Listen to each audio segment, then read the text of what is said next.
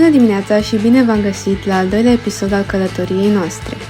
Este a treia zi și pornim spre granița cu Croația, iar mai departe spre capitala sa, Zagreb.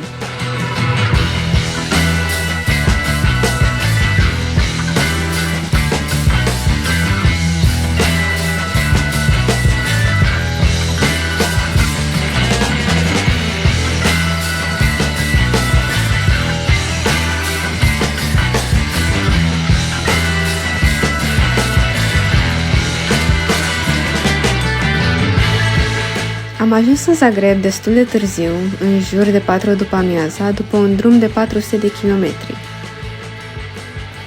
Andrei s-a gândit că ar fi o idee bună ca singurele încălțări din vacanță să fie o pereche de cizme moto și una de Adidas, tot moto. Așa că, în urma plimbării de ieri, a făcut bătături, deci prima prioritate a fost să mergem la Decathlon și să luăm niște Adidas comozi și ușori. Ne-am adăugat în dotare un spray water repellent pentru a ne pregăti pentru zilele viitoare care se anunțau ploioase. Și bine am făcut. Dar asta veți vedea într-un episod viitor. Am mâncat ceva rapid, iar apoi seara am mers la The Garden Brewery, una dintre cele mai mari fabrici de bere artizanală croată. Berăria super cozy, iar berea super bună. Pentru a ne deplasa prin Zagreb, am folosit aplicația MojZ, care funcționează ca un card virtual. Îl încarci cu bani și scanezi codul QR de pe ușa autobuzului în care urci, iar plata cursei se face automat. Ai grijă cu câți bani îl încarci, deoarece suma rămasă nu este rambursabilă. A doua zi am vizitat Zagreb. Dimineața la 10 am pornit la plimbare pe străzile pietonale din centrul vechi. La acea oră părea un oraș părăsit, majoritatea cafenelelor și restaurantelor fiind închise. Noi aveam totuși o destinație pentru micul dejun, Melt, Gelato and Brunch Bar. Citisem de acasă despre el pe un blog, iar pozele erau încurajatoare. Am avut un mic dejun absolut delicios. Am continuat plimbarea spre renumitul funicular din Zagreb, purtând statutul de cel mai mic funicular din lume, cu o călătorie de numai 66 de metri. Din păcate, nu era funcțional în perioada în care am fost noi, deschizându-se abia la începutul lui iunie. Funicularul conectează orașul de jos cu orașul de sus. Deși cursa durează sub un minut, noi a trebuit să parcurgem această distanță urcând scările de lângă acesta pentru a ajunge în orașul de sus. Scările duc spre o zonă de promenadă de-a lungul unui zid al orașului, de unde se poate observa orașul de jos. În orașul de sus am vizitat turnul Lotrșčak, cred că se pronunță, pentru prețul de 3 euro.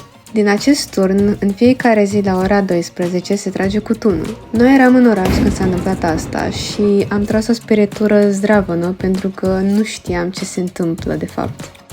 De sus am avut o vedere panoramică superbă asupra orașului.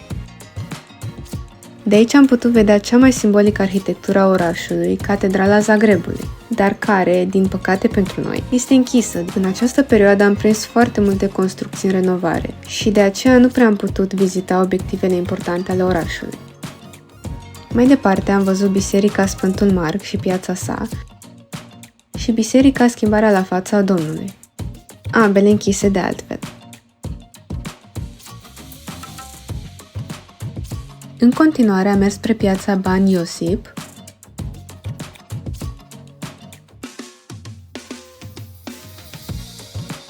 și într-un final Catedrala Zagrebului.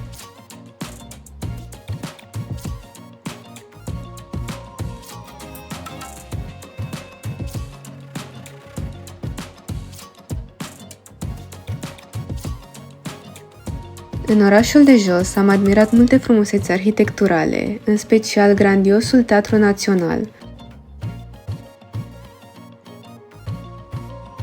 și biblioteca. Ultima oprire de astăzi și una dintre cele mai memorabile experiențe din întreaga vacanță a fost Muzeul Mahmurelilor. Acest muzeu a fost inspirat dintr-o întâmplare amuzantă pe care creatorul a avut-o la o beție împreună cu prietenii săi. Încă de la intrare am fost invitați la un pahar de tărie sau o bere pentru o experiență autentică și ni s-au dat niște lanterne UV.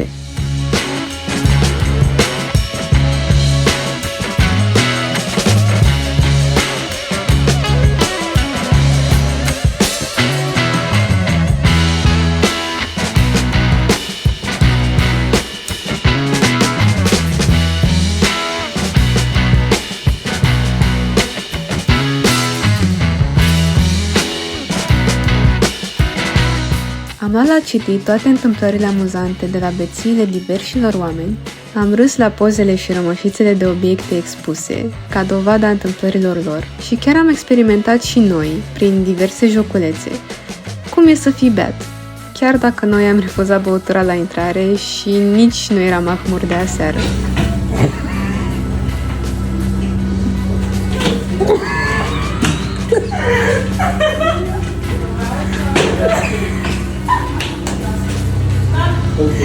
It's okay.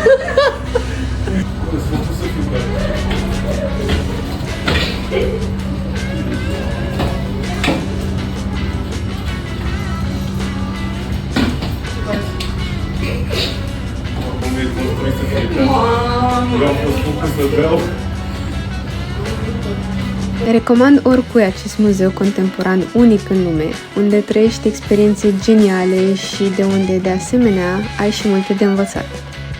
Am încheiat ziua revenind la cazare și, ca să continuăm în aceeași notă, am deschis și câteva beri reci pentru a le savura pe balcon. Mâine este o nouă zi, cu o nouă destinație. Dacă ți-a plăcut acest clip și dorești să rămâi cu noi în această aventură, nu uita să lași un like și să te abonezi la canal. Ne vedem în episodul următor.